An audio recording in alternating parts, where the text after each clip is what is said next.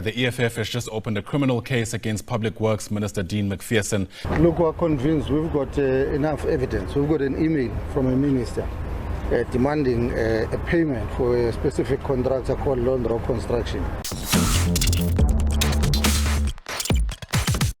Do videos on the corruption of the DA, they say.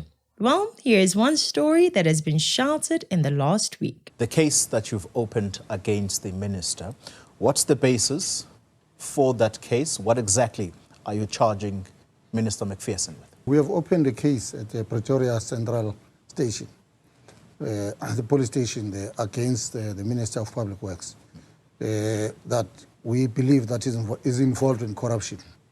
Because the Minister of Public Works, he wrote a letter. So basically, the EFF opened a case of corruption because Dean Macpherson wrote a letter to an employee within the ID team.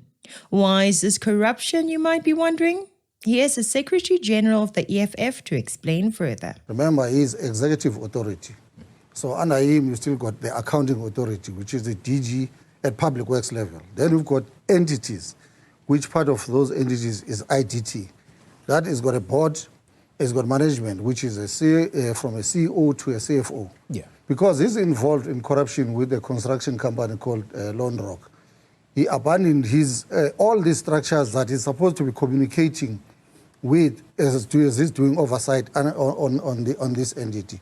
And then he wrote a letter to a staff member who's junior head of programs demanding payment of a company that is doing work with IDT. So, Mr. Dlamini, the EFF Secretary General says that the reason why Minister Dean Macpherson wrote the letter or the email is because he is in a corrupt relationship with a company called Lone Rock Construction.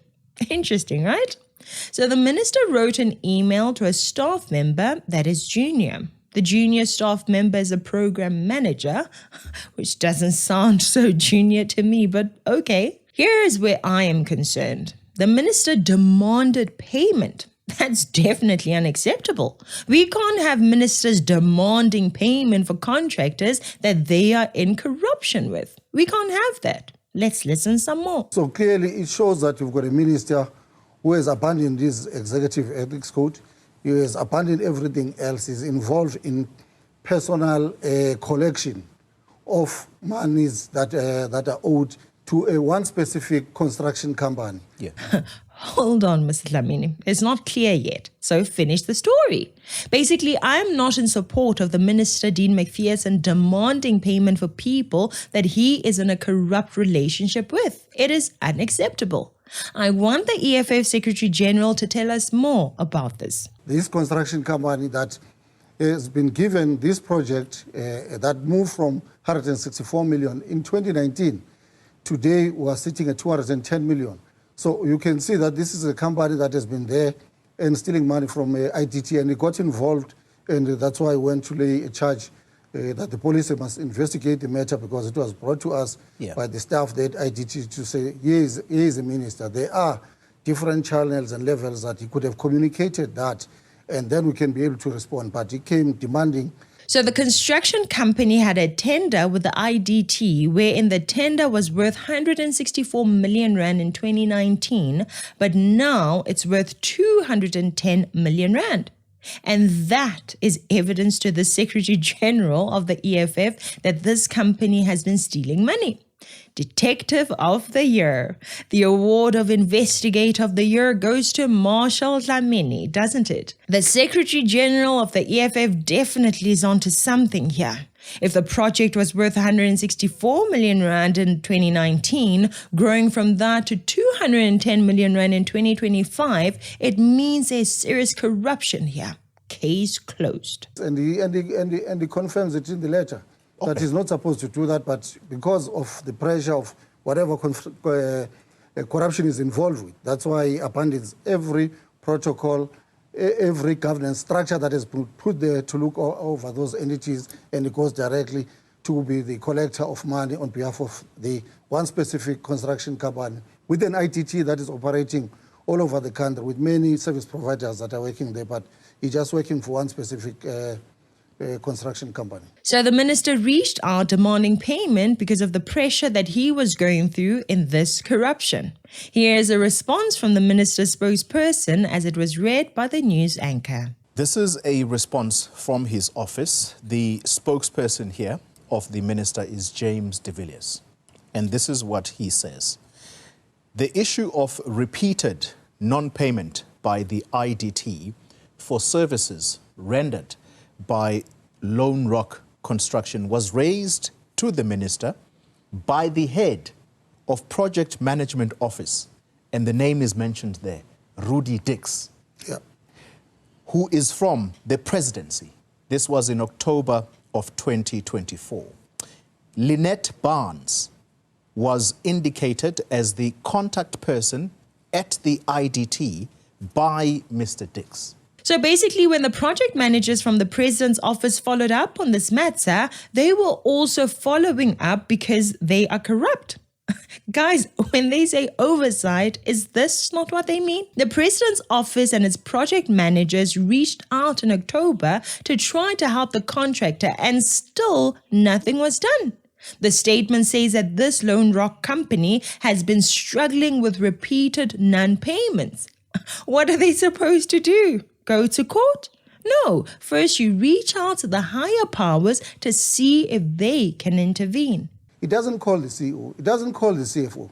It goes straight to this individual who's a junior staff member to go and put pressure that I need to collect money on behalf of this construction company.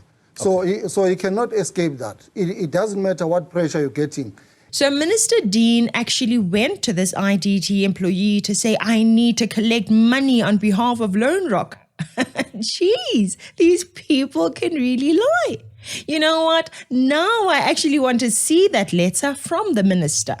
As the head of that institution, there are protocols, there are governance structures that have been put in place by FMA, and all other structures that says, this is how we're going to conduct yourself. That excuse is an excuse that we've been hearing from all the corrupt individuals that have been arrested, that have been found wanting, that are running departments and say there was a pressure. Others, they even say, no, I had to sign a contract on top of a boot, making an excuse.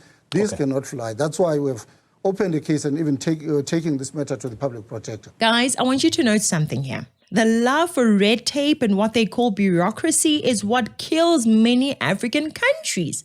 Bureaucracies are why the government is very inefficient at doing anything. But some people have embraced that red tape and wanted to persist. There's a prima facie evidence. That email already puts him there to say, why would you leave so many structures? Look, and then go and look for a junior program manager to deal with the issue where you are chasing money for one specific contractor. Prima facie evidence, he says. So there is one problem that Mrs. Lamini remembered while in this interview.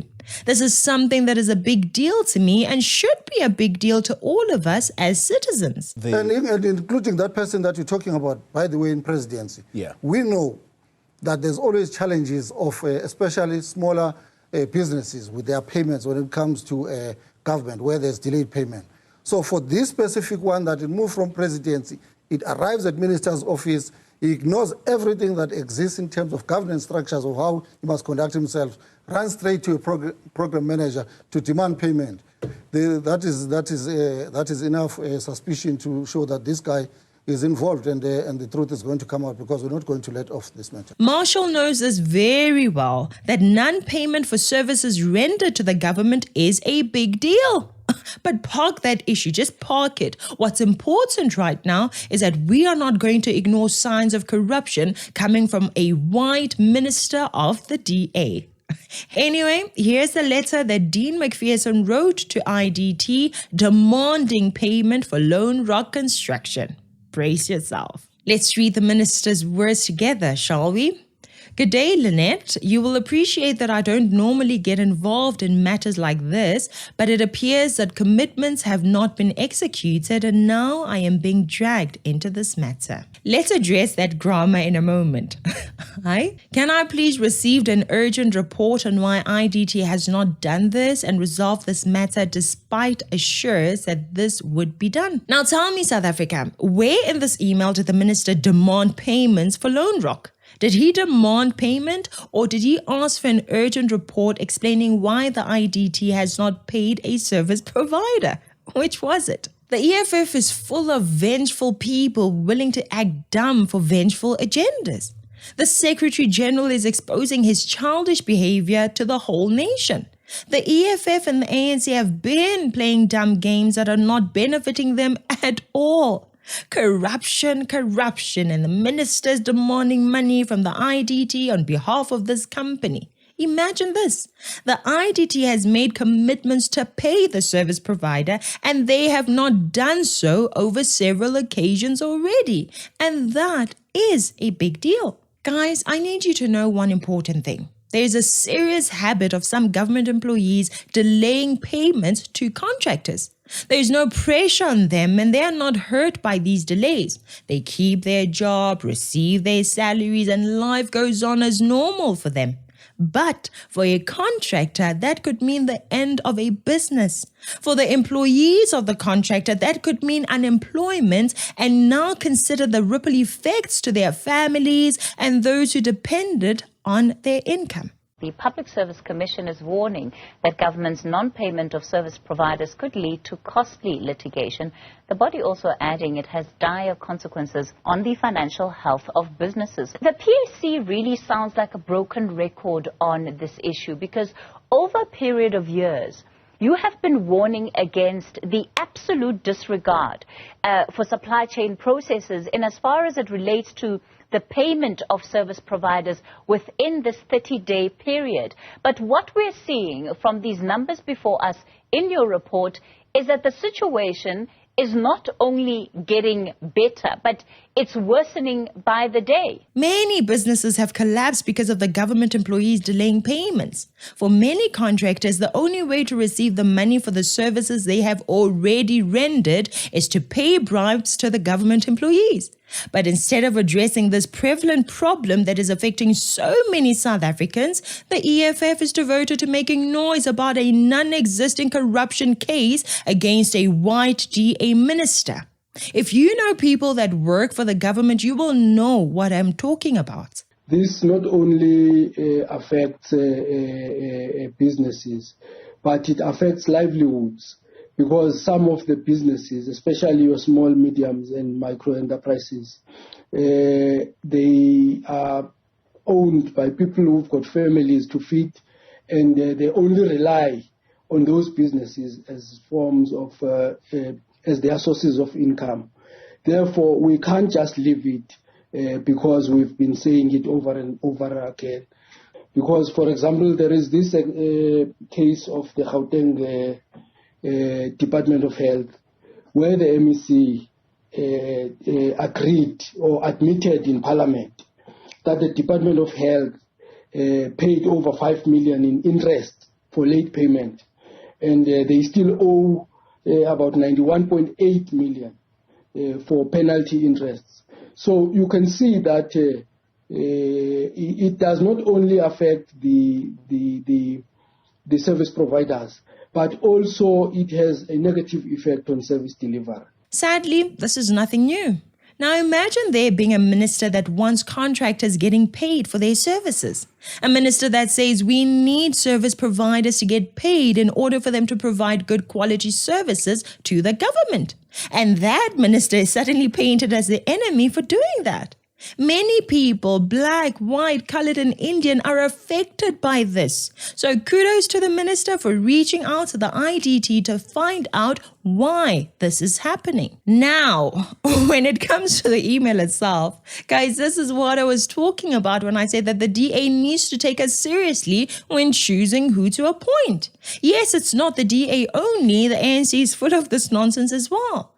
I still say that there must be a minimum entry level when it comes to education standards. Is this the stuff we expect to see from a minister, a whole minister? Being incoherent when writing to colleagues? This is unacceptable. This is rubbish. Do better. Minister Dean, you probably should ask AI to check your grammar before sending out emails. I mean, we can't tolerate mediocrity. Education is very important. Look at his email. Can you read and write or not? Can I please received? Despite assures. No, Minister. No, do better. Anyway, there is no evidence of corruption here, guys. Yet another nothing burger. I was so willing to cover this, but hey, I guess it's just another opportunity for the EFF to expose themselves. What I would like to know is what work was done by Lone Rock and why the amount changed from 164 million in 2019 to 210 million in 2024. In the meantime, let me go and look into the other DA issues that are said to be a big sign of corruption. This nonsense of shouting corruption where there is none will cause people to ignore you on the day you really find corruption. This email is no proof of corruption. It is proof that the minister inquired and demanded accountability from the people responsible for the payments. Good job to him on that. Whenever citizens and service providers are being taken for a ride by the government employees, we need politicians to step in and interrogate this situation.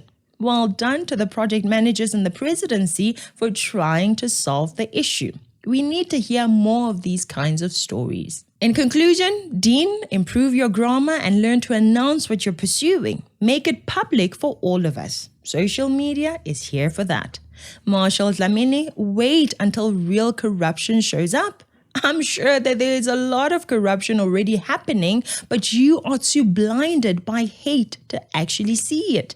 Be factual and then we will support you. But to say the minister asked about unpaid monies owed to a service provider, therefore he's corrupt. Go back to sleep, man. That's it for today. Please remember to like this video, share it with those people who believe the lies, and please subscribe to our YouTube channel. Please support us by joining our website or channel membership or by buying our t-shirts. Details are in the description below. Thank you so much for watching. I'm Katlego. This is Citizen Concerned, and until next time, beware of the comrades.